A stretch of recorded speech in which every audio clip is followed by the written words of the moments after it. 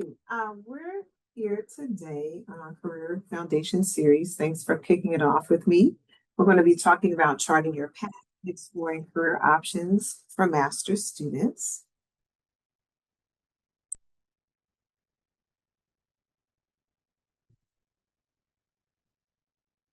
Okay, so just to talk about this whole notion, what good is it to start at this point with self-assessment and career exploration? There are three things to keep in mind. One, starting even now in the fall can help you identify alignment with career options, sort of figure out what the options for careers are best aligned with who I am and what I'm interested in. Then it actually prepares you for the job search itself. So basically, the work you do in this process will help you be more prepared when you're trying to discuss with recruiters during interviews why you feel like you're a good fit for that position. And hopefully, eventually, it paves the way for meaningful work and you get to define what meaningful work is for you.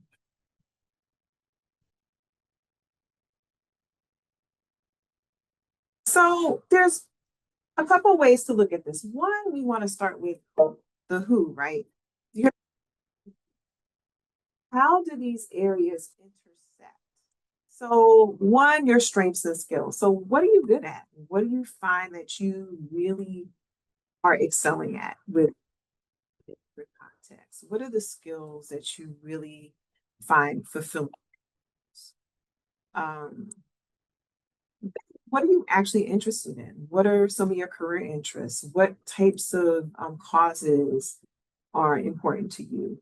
And then finally, work values. Like in work values, I mean, not so much the work you're doing, but the environment you're doing it in. So you can have the same job in two different contexts and enjoy one more than the other because of the values that you hold in terms of how the world of work looks for you or what works for you best in your workplace. So the idea is that when you see these three circles and there's an intersection there, so ideally you'll find, based on assessing yourself, what kind of work gets at all three of those things, uses your strengths well, addresses the interests that you have, and is in an environment that really aligns with your work values.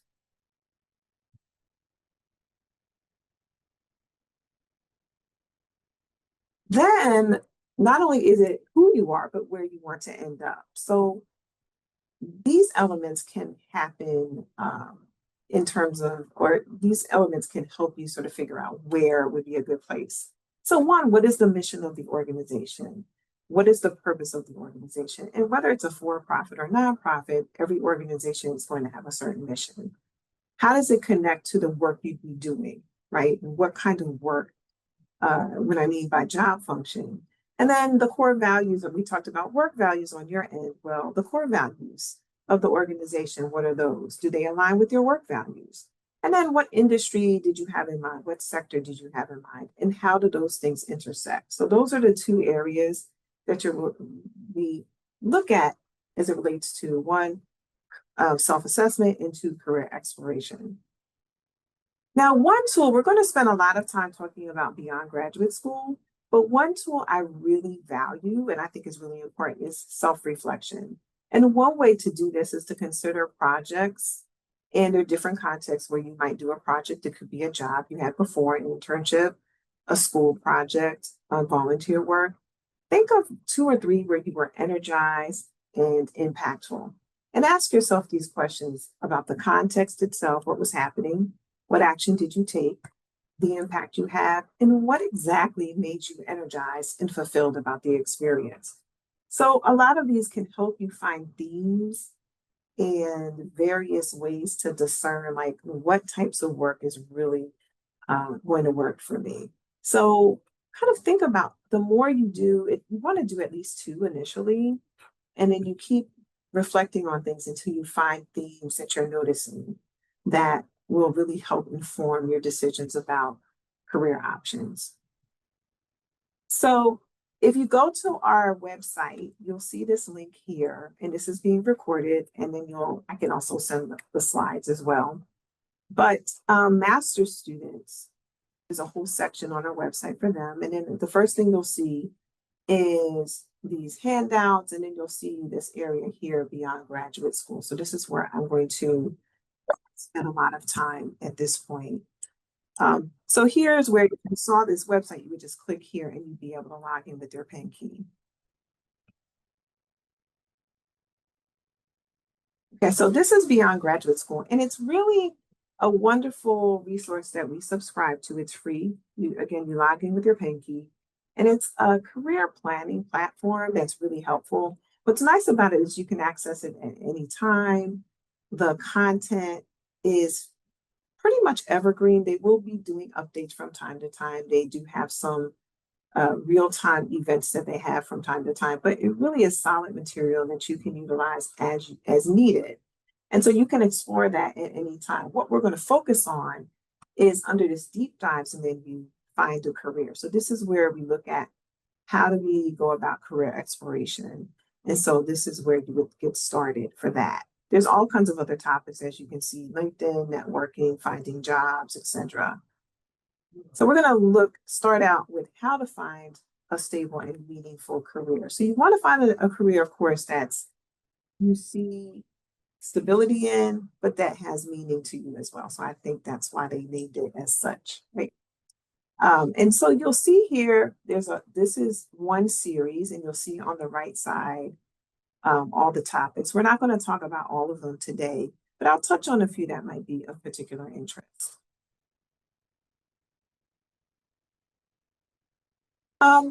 What I find that's helpful about this resource is they also give you workbooks to go with all the topics. So you'll see fillable, downloadable workbooks, and that really helps you to reflect because you can easily watch a video or watch content, and that's great. But to actually combine that with writing down your thoughts, reflecting on the material that you're consuming, and then sort of figuring out, okay, what did I learn about this?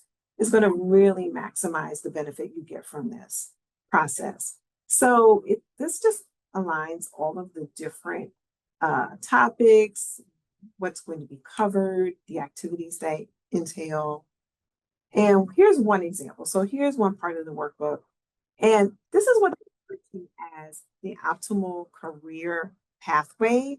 And it's their way of saying, here are ways to figure out, again, based on what I touched on earlier, these different elements, your values. Now they combine values, motivators, and interests into one area. And then they talk about skills. And then the third one, what will the world pay you to do? So there's some things you might have a passion for that you might do on the side or as a hobby or as a community service, but they're really bringing in the market as well. And then a lot of these, again, they're downloadable. You can actually type in your answers as you go along and save them. That's what's nice about these resources. Okay, so one area here, what are my marketable skills, right? So it really will take you through a whole process. What does it mean to assess your skills? What skills are employers are looking for? And there's certain skills that most employers are going to be looking for. How do I find out what my marketable skills are? So that takes you through that process. And then after you kind of understand what you're good at, the skills that you really excel at, you also have to think about how do I find a job where I'll thrive? So you can have skills and strength, but the question is, in what context do you want to use those skills, right? So you can use your skills in two different contexts and feel like, well, these are not, this isn't particularly fulfilling to me. Or you can have a skill that you enjoy using. You might have some skills you don't. So this section of the series is going to get at the values, the motivators, interests that really get you energized about your work. So this will take you through that whole process. It actually gives you examples to sort of model the type of assessment that you can do.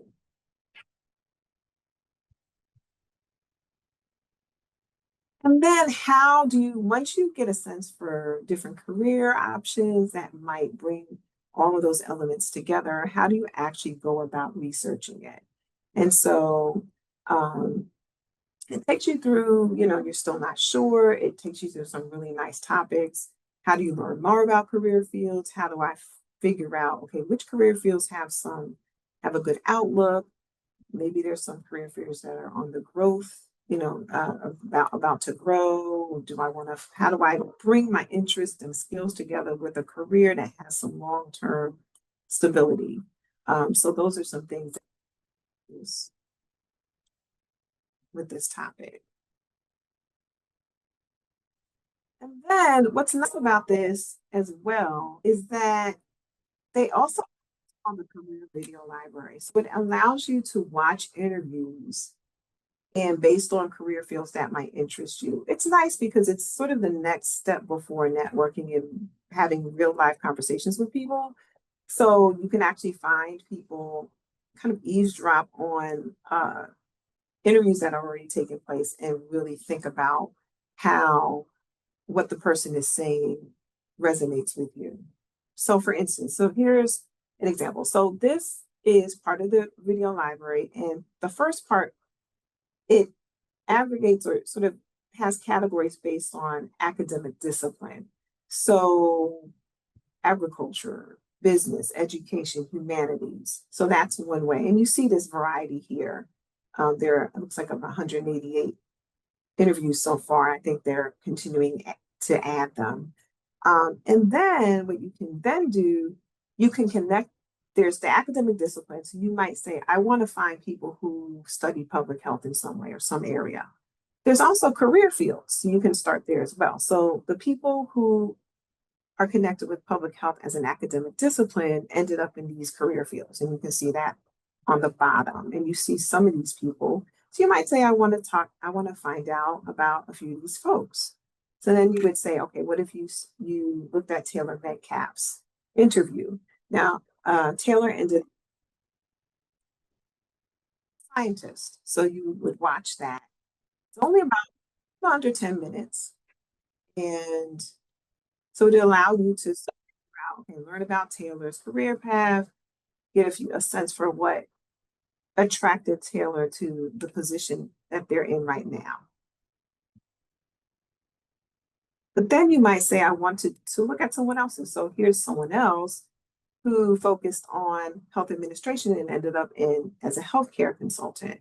So these are two different people who studied fairly similar fields, but ended up in completely different careers. And so it helps you to compare and contrast, think about what resonated, what didn't, as you watch this interview. And they're mostly relatively short. I would say most of them are less than half an hour. This one is about a little over 18 minutes. And then on the other hand, you might say, okay, I want to find people who are in a particular career field. So there's a whole list of career fields. In this case, the person wanted to find, let's say I wanted to find out about someone in energy. So if I click on energy, then you see these people ended up in the energy sector, but they came out of these different academic disciplines. And so again, it's a nice variety. You have civil engineering, legal studies, journalism and communication, and chemistry. So that's really intriguing. It's a nice mix. How did these people end up moving towards the energy sector? What are they doing now? So you can do the same thing. What's nice about these is that they're also linked to the LinkedIn profile. So you can see, are they still doing this? Have they changed? Are they doing something different?